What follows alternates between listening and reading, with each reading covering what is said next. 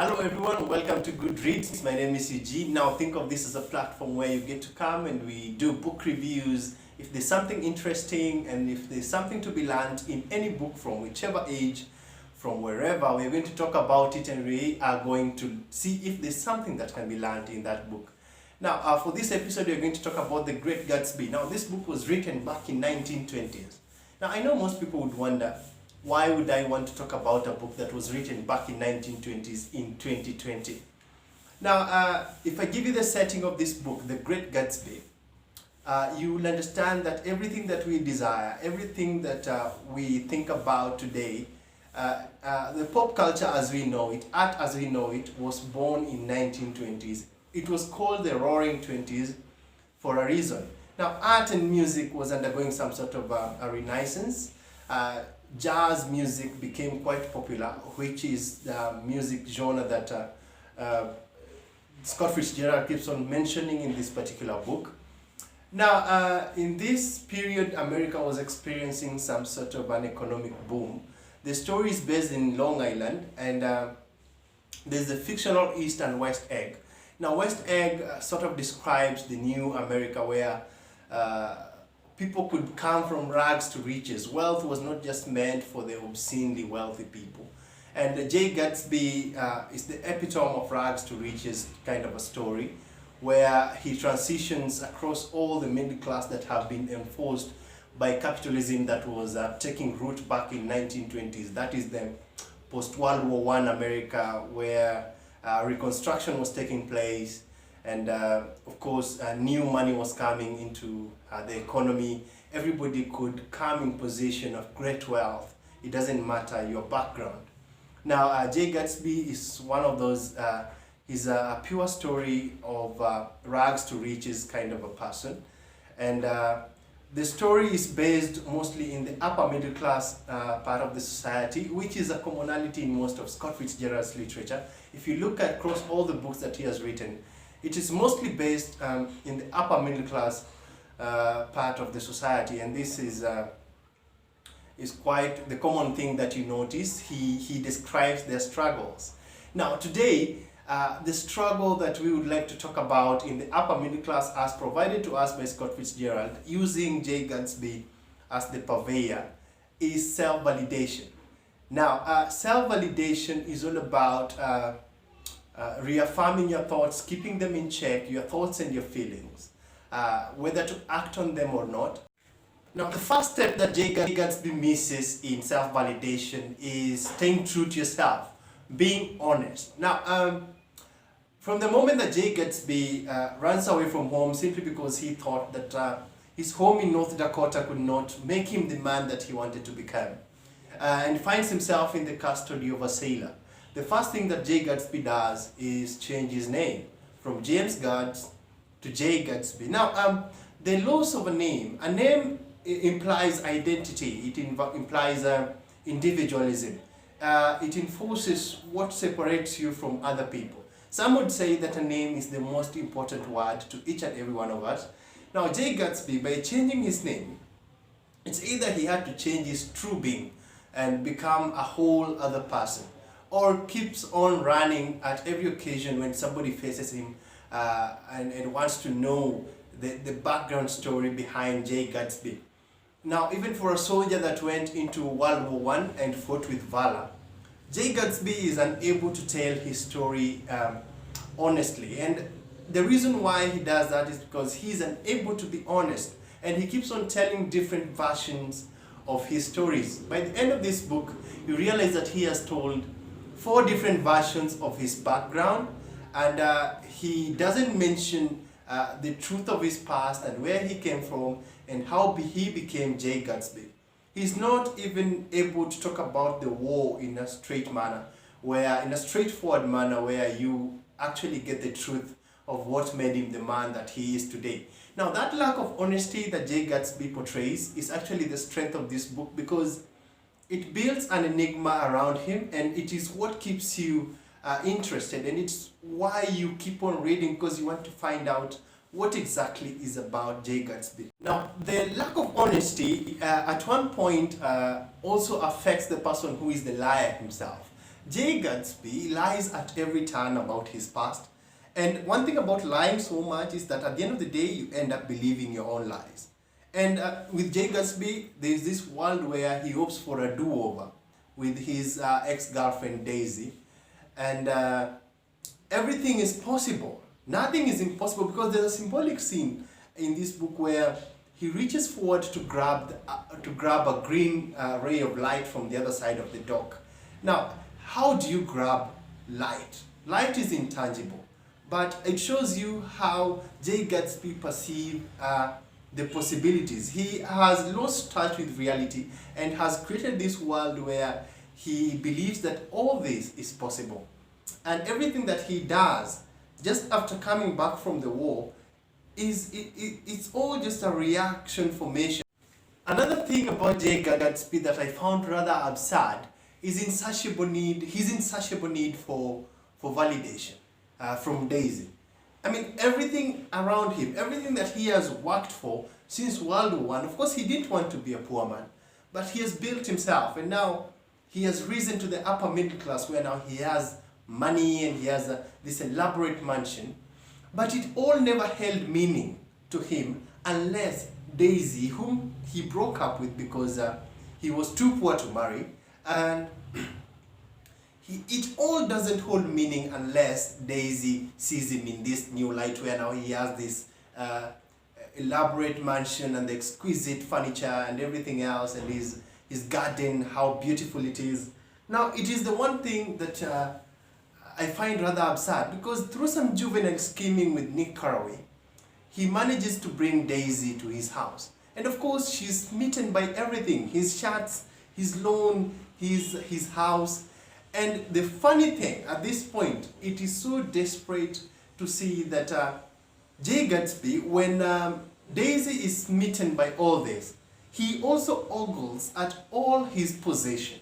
It's as if it just got delivered to him for the first time. It is rather strange, and I find it so desperate. How can you need validation from somebody so desperately, simply because maybe you broke up with her, and all this only holds meaning because holds meaning when he sees you with them.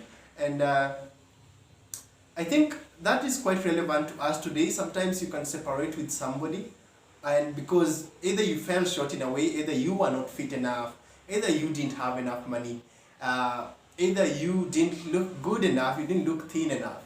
And so everything that you do, everything that you post in all your pages, and everything that holds meaning to you is all that you do after a breakup with someone. If they broke up with you because you are not well learned enough, you go back to school. And so all that you post about is going back to school. If they broke up with you because you're too broke and you can't buy some money, all you have to do is to flaunt your wealth. And that is some sort of a need for validation from another person.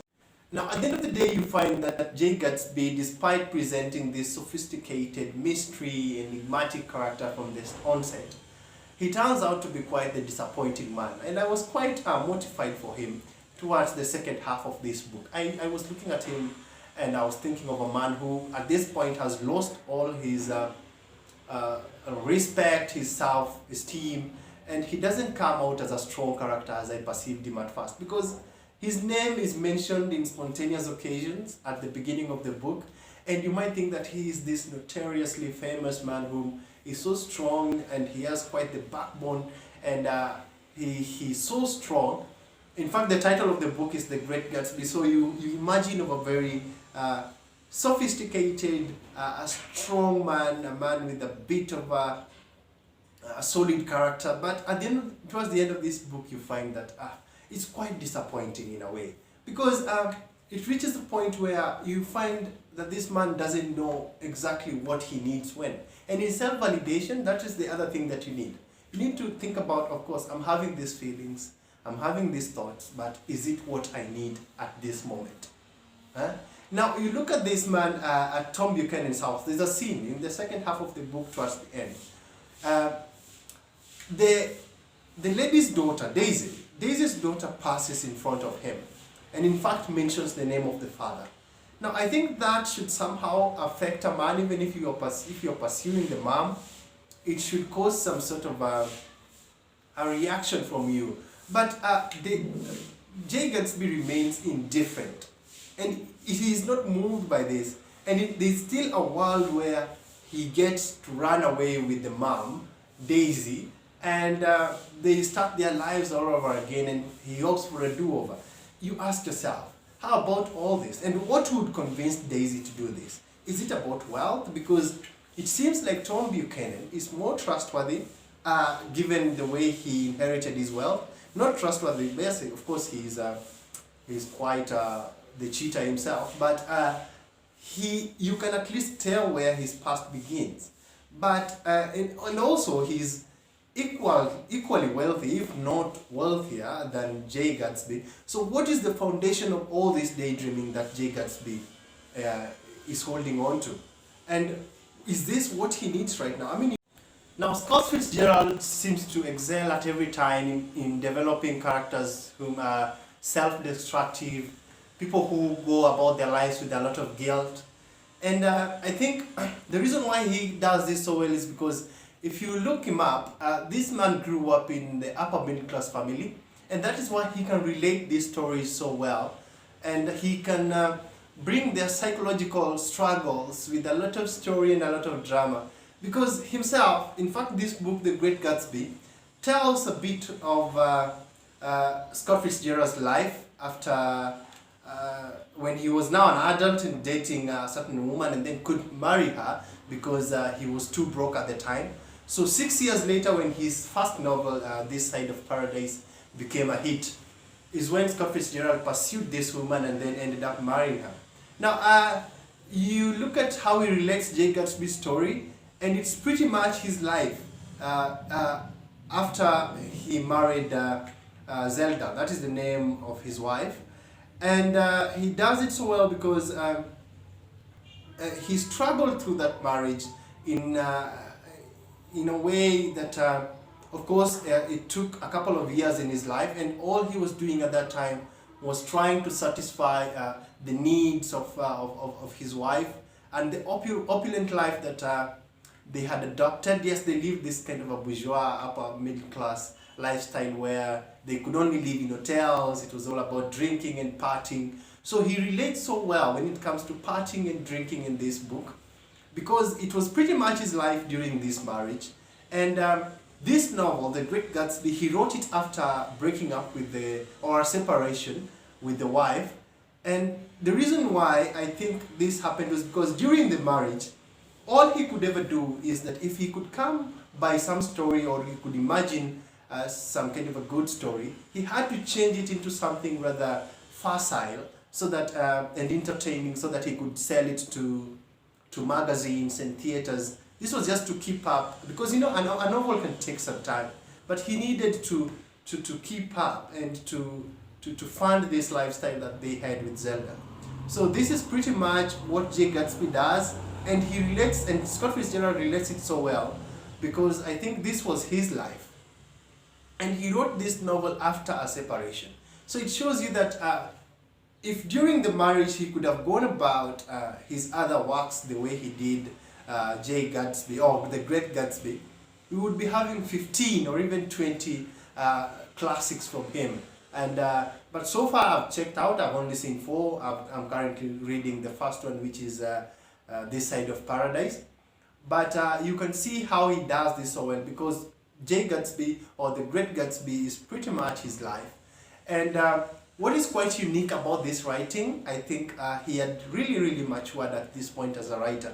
Because if you've ever tried writing anything, you realize that it is quite difficult enough to develop a character from A to Z. Just from the first page, developing a character, it's quite difficult.